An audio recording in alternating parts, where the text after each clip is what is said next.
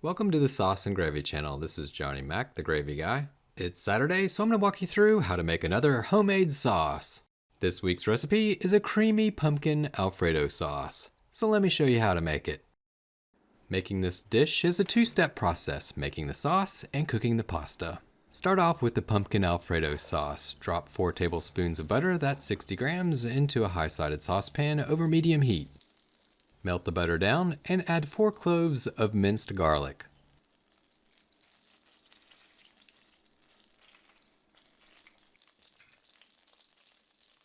Once you've added all of the garlic to the pan, give it a quick stir, turn the heat down, you don't want to burn the garlic. Hit the spice rack and add a dash of nutmeg and a touch of white pepper. By blooming the spices while sweating the garlic, you'll help evenly distribute their flavor throughout this pumpkin Alfredo sauce. Stir and cook this for about 30 seconds, then add heavy cream, 1.5 cups or 375 milliliters. Turn your heat up to medium and give this all a stir. The goal here is to warm the cream mixture until it just about starts to steam. And while this is coming up to heat, you can begin the process of cooking the pasta. Remember those meals that made you feel at home?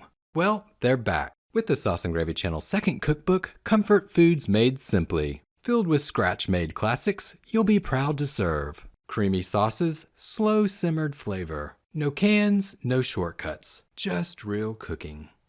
Step-by-step recipes, real ingredients, and QR codes to transport you to free video tutorials to help guide you. Cook with confidence, share with love. These are the meals they'll never forget. See the link in the video's comment and description section to order now. Real comfort starts now. To cook the pasta, add salt to a large sauce pot over high heat with boiling water. Round up 1 pound or 454 grams of any large pasta of your choice. I'm using fettuccine, so this will be a delicious fettuccine pumpkin Alfredo.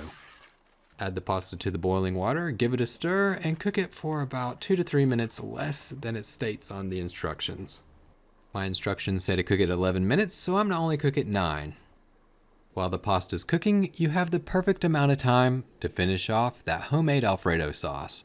When the cream mixture is warm, you can add 1 cup or 275 grams of pumpkin puree.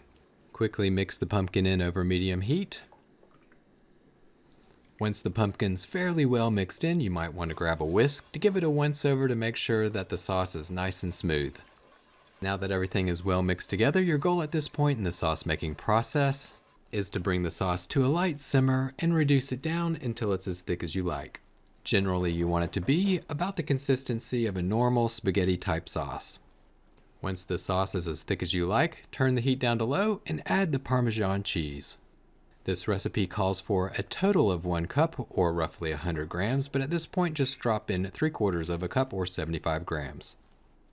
Mix it into the sauce. Once it's mixed in, you can taste the sauce to see if you need to adjust the seasoning.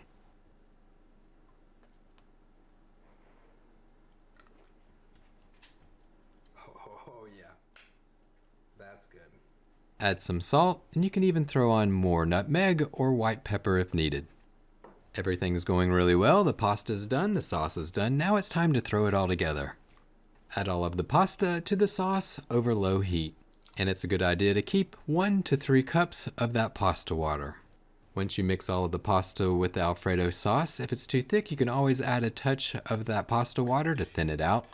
Or if you plan on having leftovers, it's a good idea to have a couple cups of that pasta water to help warm it up and reconstitute the sauce the next day. Combine the pasta and the pumpkin Alfredo sauce really well, and then add the remaining 1/4 of a cup of Parmesan cheese, that's roughly about 25 grams. Stir it all together, and then you're ready to dive in. So that's how you make a creamy pumpkin Alfredo sauce. It's not that difficult to make, and the taste is absolutely amazing. You gotta try it out. Thank you so much for watching the Sauce and Gravy channel. If you found this recipe helpful, be sure to hit that like button. And hey, if you found it helpful, share it with your friends. They might find it useful too. Thanks again for watching. And until next Saturday, remember it's just you, me, and the sauces. Keep whisking, y'all.